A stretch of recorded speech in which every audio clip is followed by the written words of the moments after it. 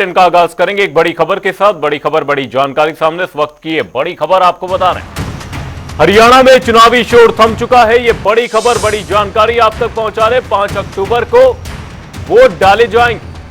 90 विधानसभा सीटों पर मतदान होना है। 8 अक्टूबर को चुनावी नतीजे आएंगे। वहीं प्रदेश में 20,632 मतदान केंद्र स्थापित किए गए हैं। वहीं चुनाव में 27,866 ईवीएम का उपयोग किया जाएगा। वहीं मतदान को लेकर सुरक्षा व्यवस्था कड़ी कर दी गई है। फ्लाइंग स्क्वाड की 500 टीमें तैनात की गई। वहीं 461 स्टेट सर्विलांस की टीमों को भी तैनात किया गया है। यह बड़ी खबर, बड़ी अपडेट आप तक पहुंचा रहे हैं। हरियाणा में चुनाव प्रचार का शोर थम चुका है।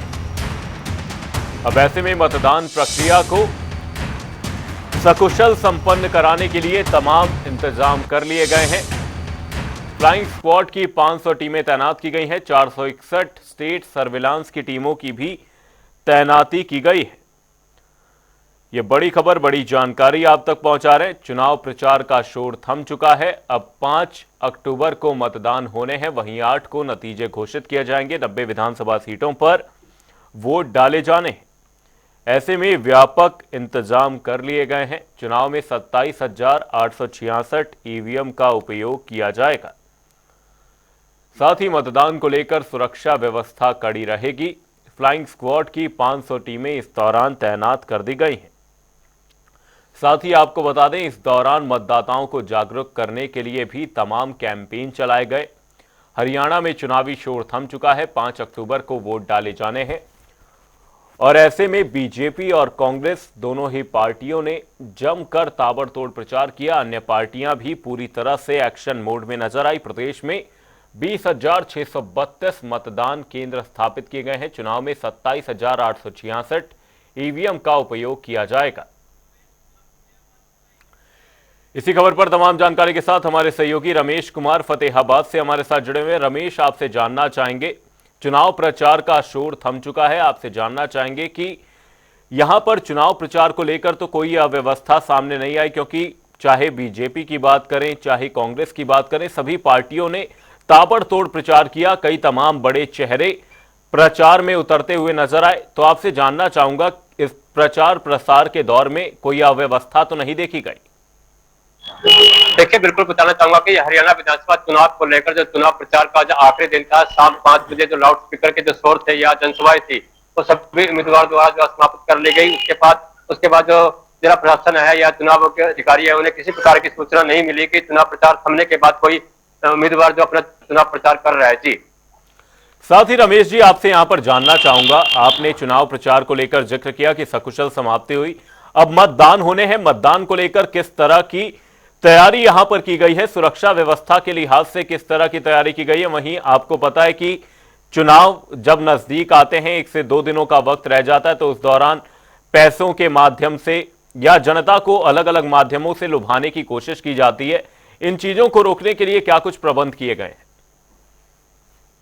बिल्कुल बताना चाहूंगा कि जो फतेहाबाद जिला है, इसके जो अंदर 3 विधानसभा आती है, जिसमें रतिया, टोहाना और फतेहाबाद जिला जो है राजस्थान सीमा और पंजाब सीमा से सटा हुआ है। तो इसको लेकर जो जिला प्रशासन है, उसके द्वारा जो सारे जो सीमाएं थी राजस्थान या पंजाब के साथ लगती, उन्हें सील किया गया है। जो भी वाहन जिले में एंटर कर रहा है, उनकी गहनता से जांच की जा रही है, ताकि चुनाव के समय में किसी भी गाड़ी में तो कोई अप्रिय सामान जैसे पैसा या दारू जो ना पहुंचे और लोगों में ये ना बटे। इसको लेकर जो पूरा प्रशासन है, पूरा अलर्ट है। वही पुलिस कर्मचारियों की तैनाती जो की गई है। बता दें कि फतेहाबाद जिले में कुल 7,18,000 के करीब जो मतदाता है, जो आने वाली 5 तारीख को जो अपना मतदान करेंगे। वहीं 2200 से अधिक जो पुलिस कर्मचारियों की जो ड्यूटियां इन पोलिंग बूथ पे जो लगाई गई हैं, वहीं 5 डीएसपी जो तैनात रहेंगे, जो पूरे जिले में गश्त कर जो अपने इन बूथों पर निगरानी रखेंगे। जी, साथ ही रमेश जी, यहां पर आपसे जानना चाहूंगा चुनाव प्रचार को लेकर कि चुनाव प्रचार किस तरह से देखा गया पूरे फतेहाबाद में? चुनाव प्रचार किस तरह से किया तमाम पार्टियों ने फतेहाबाद में?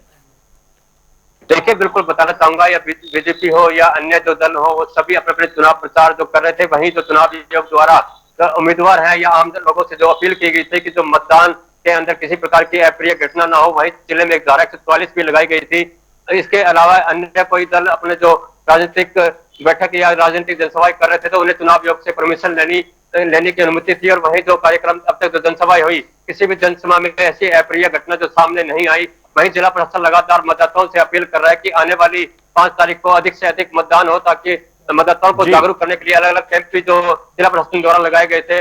बता दूं कि पिछली बार जो लोकसभा चुनाव में पिंक बूथ बनाए गए थे, इसी प्रकार जो विधानसभा चुनाव में भी जो पिंक बूथ बनाए गए हैं और महिलाओं को जागरूक किया जा रहा है। जी, इसी बीच दिल्ली से हमारे सहयोगी स्पर्श शर्मा भी हमारे साथ जुड़े हुए हैं। स्पर्श, आपसे जानना चाहेंगे, चुनाव प्रचार का शोर थम चुका है, तमाम बड़े नेता हरियाणा में नजर आए। हरियाणा एक तरह से सब तमाम बड़े चेहरों की छावनी बनी हुई थी।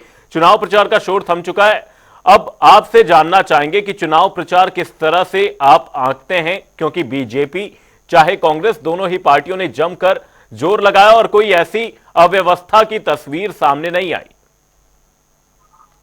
देखिए, बिल्कुल चुनाव प्रचार का जो बिगुल है आज थम गया है। अब जो प्रत्याशी हैं वो डोर टू डोर जाकर चुनाव प्रचार करते हुए जो है नजर आएंगे और 5 तारीख को मतदान होता हुआ नजर आएगा। हम बात करें बीजेपी, कांग्रेस या फिर जो गठबंधन में पार्टियां लड़ रही हैं, जेजेपी, एएसपी या बीएसपी, इनेलो, तमाम पार्टियों ने अपना पूरा दमखम जो है इस हरियाणा के रण में लगाया। सबसे पहले भारतीय जनता पार्टी की बात करें तो भारतीय जनता पार्टी ने, हमने देखा किस तरीके से जो शीर्ष नेतृत्व है, प्रधानमंत्री की बात की जाए, केंद्रीय मंत्रियों की बात की जाए, बीजेपी शासित राज्यों के मुख्यमंत्रियों की बात की जाए, तमाम जो बड़े नेता है वो इस चुनावी रण में प्रचार के लिए उतरते हुए जो है नजर आए। और खासतौर पर जो पिछली 10 साल की सरकार रही है कांग्रेस की, उसको लेकर मुद्दा बनाने की कोशिश जो कांग्रेस बीजेपी है उसकी तरफ से देखने को मिलती हुई नजर आएगी। कांग्रेस शासन में जो खर्ची पर्ची सिस्टम है वो खासतौर पर देखने को मिलता हुआ नजर आता था।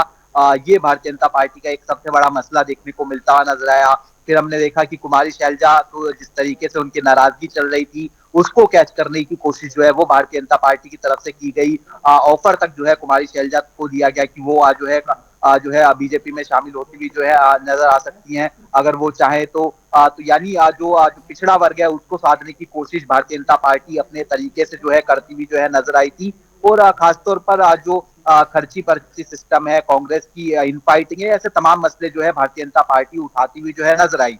वहीं दूसरी तरफ कांग्रेस की अगर हम बात करते हैं तो कांग्रेस जो है सीधे तौर पर जरिए जो है वो सरकार को घेरती हुई नजर आई। तमाम ऐसे मसले, किसान आंदोलन की बात की जाए, अग्निवीर की बात की जाए, ऐसे तमाम मसले थे जिनको लेकर कांग्रेस जो है वो प्रदेश सरकार को घेरती हुई जो है नजर आई। हालांकि कांग्रेस के कुछ जो विधायक थे मौजूदा या फिर कहीं के प्रत्याशी थे, उनके इस तरीके के बयान भी आए कि जो है जो 2 लाख नौकरी देने की बात कांग्रेस करती हुई नजर आती है, उसमें से जो उनके क्षेत्र की नौकरियां है वो आज जो है दिलाने का काम करते हुए नजर आएंगे। नीरज शर्मा की बात की जाए, शमशेर गोगी की बात की जाए, या फिर उदयवान का भी इस तरीके का बयान निकलकर सामने आया था। तो ऐसे में एक बार फिर से जो है इस मसले को बुलाने की कोशिश भारतीय जनता पार्टी करती हुई नजर आएगी। अभी तो सरकार भी नहीं बनी है कांग्रेस की और विधायक जो है प्रत्याशी जो है इस तरीके के बयान जो है देते हुए नजर आ रहे हैं। तो ऐसे में कांग्रेस का जो चुनाव प्रचार रहा वो हमने देखा किसके इर्द गिर्द देखने को मिलता हुआ नजर आया। एंटी इनकम्बेंसी, किसान, इसके साथ साथ जो है अग्निवीर योजना की बात की जाए, और उसके साथ साथ हमने देखा किस तरीके से कांग्रेस जो अपने वादे थे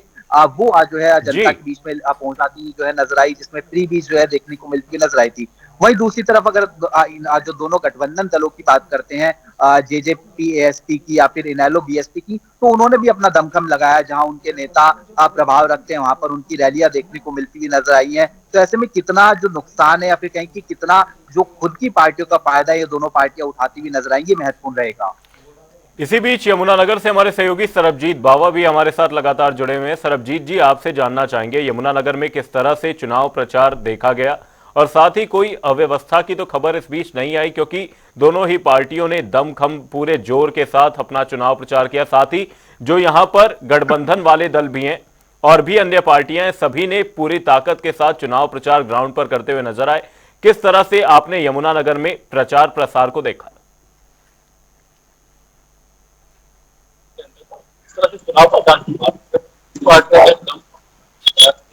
हालांकि जब भारतीय जनता चाहे इंडियन नेशनल बसपा गठबंधन की बात हो, कांग्रेस की बात हो, आम आदमी पार्टी की बात हो, तो इन लोगों ने जो जनता की बात हो, इन लोगों ने अपने अपने क्षेत्र के अंदर जो है पूरा दमखम दिखाया। अब जितने विधानसभा क्षेत्रों के अंदर गाँव है, सभी गाँव के अंदर इन्होंने हर गाँव में जाकर जो है लोगों से संपर्क साधने की कोशिश की, अपनी अपनी बातें कहने की कोशिश की। हालांकि भारतीय जनता पार्टी ने जहाँ विकास की बात की और आने वाले समय में नौकरियां देने की बात की, 21-21 रुपए देने की बात, वही कांग्रेस द्वारा जो है भाजपा को कहीं ना कहीं विकास के मुद्दे पर भी घेरने की बात की। यमुनानगर की बात करें तो नशे को लेकर भी कांग्रेस ने जो है भाजपा को घेरने की प्रयास किया कि यमुनानगर में काफी तादाद में नशा जो चल रहा, लेकिन ऐसा किसी तरह की कोई अव्यवस्थित घटना नहीं हुई। कुल मिलाकर देखे तो जितने भी कैंडिडेट थे एक पूरे जैसे प्रोटोकॉल होता है उसी के हिसाब से चलते रहे। लांछन तो जरूर राजनीतिक लगते रहे, लेकिन शहर के अंदर किसी तरह की भी कोई अप्रिय घटना जो है वो होती हुई नजर नहीं है। अब इसी में स्पर्श आपसे दोनों पार्टियों के मैनिफेस्टो को लेकर बात करना चाहूंगा। चाहे बीजेपी चाहे कांग्रेस, दोनों ही पार्टियों का मैनिफेस्टो एक हद तक काफी सिमिलर नजर आया, लेकिन कांग्रेस ने जहां पर अलग अलग मुद्दों को लेकर भारतीय जनता पार्टी को घेरने की कोशिश की, लेकिन यहां पर बीजेपी ने भी कम आरोप प्रत्यारोप नहीं किए। दोनों ही पार्टियों के मैनिफेस्टो को आप किस तरह से देखते हैं, क्योंकि दोनों ने ही बहुत ही बैलेंस्ड एक मैनिफेस्टो तैयार करने की कोशिश की है। देखिए, मैनिफेस्टो की जहां तक बात करें तो भारतीय जनता पार्टी का जो मैनिफेस्टो है वो जो है सधा हुआ नजर आया। एक वादे को अगर हम देखें तो जो महिलाओं को 2100 रुपए देने की बात है, वो एक बड़ा मसला जो है भारतीय जनता पार्टी के मैनिफेस्टो में देखने को मिलता नजर आया। बाकी उसके अलावा जो सधा हुआ मैनिफेस्टो है वो जो है भारतीय जनता पार्टी का देखने को मिलता हुआ जो है नजर आया। वहीं दूसरी तरफ अगर हम कांग्रेस के मैनिफेस्टो को देखने की बात करें या फिर उसको आसान भाषा में समझाने की बात करें तो वो वादों का पिटारा जो है वो देखने को मिलता हुआ नजर आया। उसमें कई ऐसे वादे थे जो लोक लुभावने वादे जो है उनको सीधे तौर पर कहा जा सकता है। मसलन 300 यूनिट बिजली फ्री देने की बात हो, महिलाओं को 2000 रुपए देने की बात हो, बुजुर्ग पेंशन को 6000 करने की बात हो, ऐसे तमाम वादे थे जिनको लेकर कांग्रेस जो है अपनी जो 7 मुद्दे थे वो रखती हुई नजर आई। ओपीएस बहाली की बात जो है कांग्रेस सीधे तौर पर जो है करती हुई जो है नजर आई थी।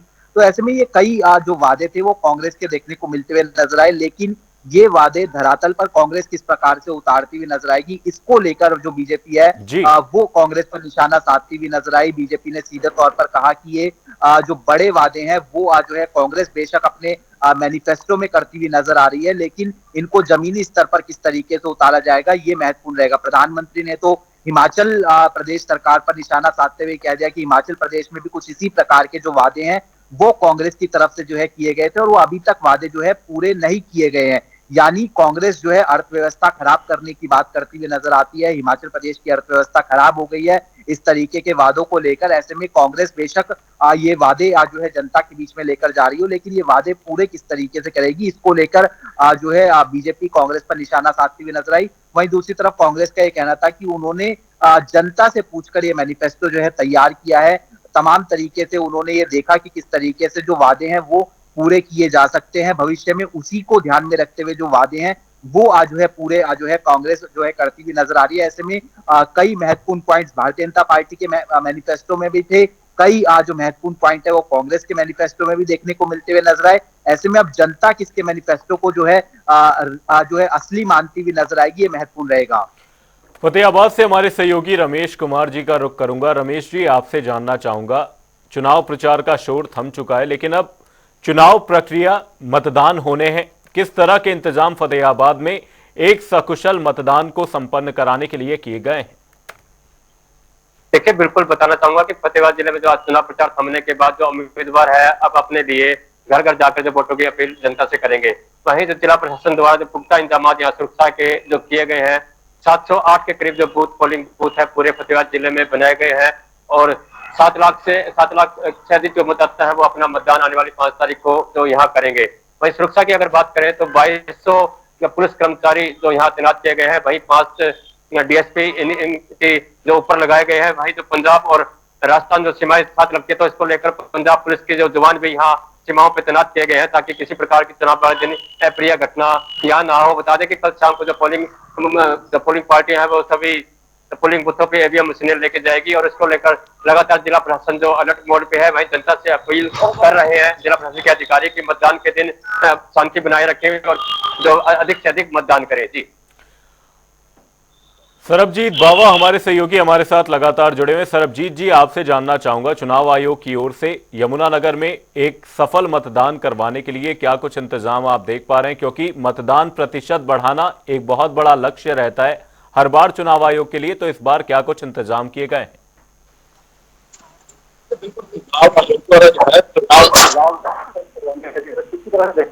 इनको सुरक्षित करवाने के लिए कई तरह के इंतजाम किए गए हैं। यमुना नदी की बात करें, यमुना नदी में 4 विधानसभा जैसे रादौर है, सगोड़ा है, जगाधरी है और यमुना नदी, इन चारों विधानसभाओं में लगभग 980 के करीब जो है वो बूथ बनाई गई है, जिनके अंदर लगभग 135 से 40 बूथ जो है सेंसिटिव और हाइपर सेंसिटिव, और जो सेंसिटिव और हाइपर सेंसिटिव बूथ है उनके ऊपर अतिरिक्त फोर्स का जो इंतजाम किया गया। हालांकि देखा जाए तो लगभग 4000 कर्मचारी जो है उनकी नियुक्ति की गई है इन चुनावों को जो है संपन्न करवाने के लिए, और हर बूथ के ऊपर 1 से 2 जो है सुरक्षा कर्मचारी तैनात किए गए हैं। वहीं अगर देखा जाए तो डीएसपी लेवल के जो अधिकारी हैं उनकी ड्यूटियां लगाएंगे, सभी थानों के जो इंचार्ज हैं उनको विशेष रूप से हिदायत दी गई है कि वो थानों में और जो बूथ है जिनके क्षेत्र में बने उनके आसपास दें कि किसी भी तरह की कोई घटना हो उससे निपटा जा सके। तो पूरी मिलाकर देखा जाए जिला प्रशासन और चुनाव आयोग द्वारा इन चुनावों को संपन्न करवाने के लिए तैयारियां हैं वो पूरी की जा चुकी हैं, और देखा जाए तो 5 तारीख को सीधा मतदान शुरू हो जाएगा और लोग भी इंतजार कर रहे हैं कि कब मतदान हो और कब वो अपने मतदान के साथ। स्पर्श आपका रुख करना चाहूंगा और आपसे इस बीच जानना चाहूंगा कि चुनाव से पहले आप दल बदल को किस तरीके से देखते हैं। अभी थोड़ी देर पहले ही अशोक तंवर वापस से कांग्रेस का दामन थामते हुए नजर आए, वहीं बीच में हमने देखा कि तमाम दल बदल तब हुए जब पार्टियों ने अपने कैंडिडेट्स की अनाउंसमेंट की, और साथ ही इसी बीच आरोप प्रत्यारोप भी खूब देखे गए। आपका जवाब चाहूंगा। देखिए, दल बदल देखने को मिलता हुआ नजर आया, नाराजगी देखने को मिलती हुई नजर आई, नाराजगी इस कदर की निर्दलीय जो है मैदान में कई जो बड़े चेहरे हैं वो देखने को मिलते हुए जो है नजर आए। खास तौर पर अगर हम कांग्रेस की बात करें तो हम जानते हैं किस तरीके से जो कई नेता हैं उनको पार्टी से बाहर निकालने का काम भी जो है कांग्रेस की तरफ से किया गया। शारदा राठौर की बात की जाए, इधर चित्रा सरवारा की बात की जाए, ऐसे तमाम कई नेता थे जो कि पार्टी विरोधी गतिविधियों के चलते 6 साल के लिए निष्कासित जो है वो कांग्रेस की तरफ से जो है किए गए, क्योंकि ये तमाम लोग जो है वो अपने अपने क्षेत्र में निर्दलीय जो है चुनाव लड़ते हुए जो है नजर आ रहे थे। तो ऐसे में इन पर जो कार्रवाई है वो करती हुई नजर आई। ऐसे में निर्दलीय जो लड़े हैं वो कितना खेल जो है कांग्रेस का बिगाड़ते हुए नजर आएंगे, ये भी जो है कहीं ना कहीं निगाहें जो है टिकानी होंगी तमाम ऐसे ऐसे जो क्षेत्र हैं उनको लेकर। वहीं दूसरी तरफ अगर हम नेताओं के एक पार्टी से दूसरे पार्टी में जाने की बात करें तो ताजा उदाहरण हमने अशोक तंवर का देखा कि किस तरीके से अशोक तंवर जो है 5 साल में जो अलग अलग पार्टी है उनकी यात्रा कर जो है आ गए हैं। टीएमसी की बात करें, आम आदमी पार्टी की बात करें, भारतीय जनता पार्टी की बात करें, और आज उनकी घर वापसी देखने को मिलती हुई जो है नजर आई। तो अशोक तंवर के लिए जो सोशल मीडिया पर चल रहा है वो आया राम गया राम की जो स्थिति है वो अशोक तंवर के लिए लोग जो है सोशल मीडिया पर जो है कहते हुए नजर आ रहे हैं। लेकिन अशोक तंवर की ज्वाइनिंग में महत्वपूर्ण बात यह है कि क्या भारतीय जनता पार्टी को इसका अंदेशा नहीं था, ये एक सवाल उठता हुआ नजर आता है। क्योंकि दोपहर तक की बात करें, 11 से 12 बजे तक की बात करें तो वो जो है भारतीय जनता पार्टी के जो सफीदों से प्रत्याशी है रामकुमार गौतम, उनके लिए चुनाव प्रचार करते हुए जो है नजर आ रहे थे। तो ऐसे में अचानक किस तरीके की परिस्थितियां बदलती हुई नजर आई कि वो राहुल गांधी के मंच पर पहुंच गए और कांग्रेस में शामिल हो गए, ये महत्वपूर्ण सवाल उठता हुआ जो है नजर आ रहा है। तो ये कहीं ना कहीं कितना डेंट भारतीय जनता पार्टी को अब जो है चुनाव में लगाता हुआ नजर आएगा, क्योंकि एक दलित चेहरे के तौर पर अशोक तंवर को देखा जाता है, तो वो कितना जो है डेंट लगाते हुए नजर आएंगे, ये महत्वपूर्ण रहेगा। लेकिन ये चुनाव जो है हमने देखा कि निर्दलीयों का भी देखने को मिलता हुआ नजर आया, जहां पर कई बड़े चेहरे जो है चुनावी मैदान में निर्दलीय के तौर पर देखने को मिलते हुए नजर आए, और कई ऐसे चेहरे थे जो एक पार्टी छोड़कर दूसरी पार्टी में जाते हुए भी जो है नजर आए हैं। प्रदेश में मतदान केंद्र 20,632 मतदान केंद्र स्थापित किए गए, संपन्न कराने के लिए व्यापक प्रबंध किए गए। बहुत बहुत धन्यवाद आप तीनों सहयोगियों का तमाम जानकारी के लिए।